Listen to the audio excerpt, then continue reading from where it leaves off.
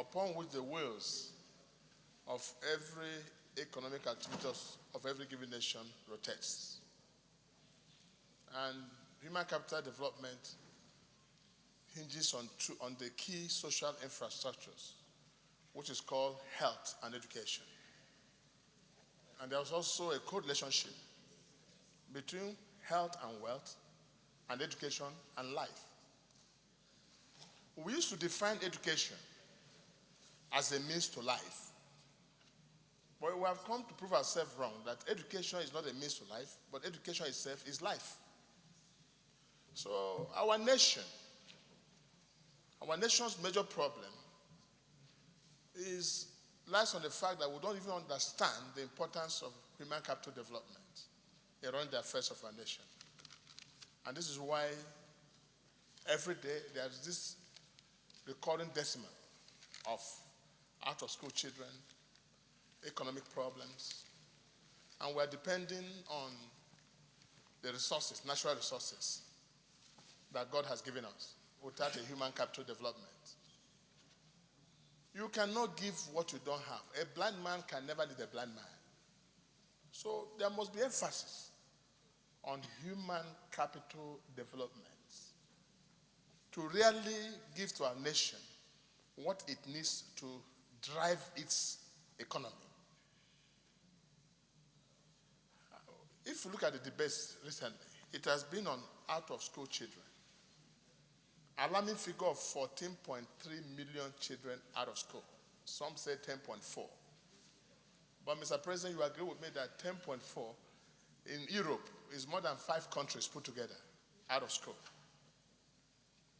And what we tend to create in the minds of people is that the children are at fault for not going to school.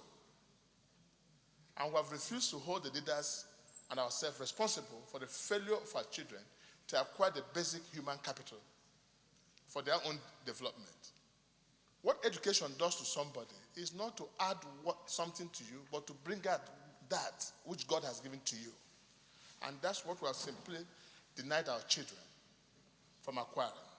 So I rise to support this very motion for all it takes and for all its importance, that will begin to drive our nation towards this area.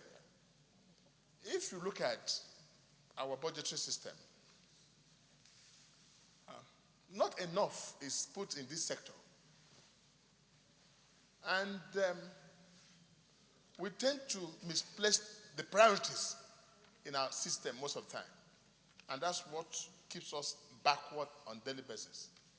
Japan, Your Excellency, Mr. President, has nothing other than water and rock. But today, Japan is one of the biggest country of the world.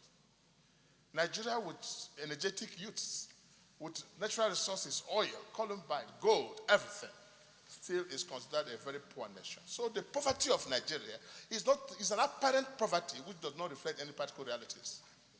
What I suggest, and as I support my distinguished for coming up with this, is that we should support this motion, and the Senate, just as you have set up committee on security, I wish Mr. President can set up committee on this human capital development, because if there's a proper human capital development program, then issues of insecurity will be tackled.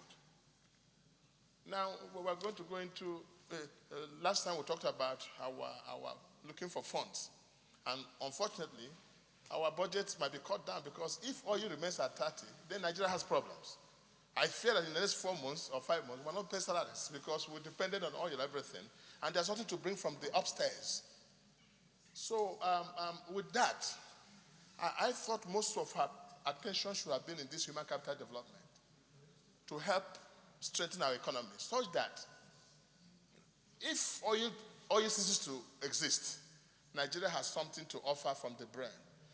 What is important now is the brain, not anymore what you have physically. So I think, Madam Senator, excellent job, and I hope you can use your power as a woman to influence the Senate President to set up a committee on human capital development. Thank you, Mr. President. Senator,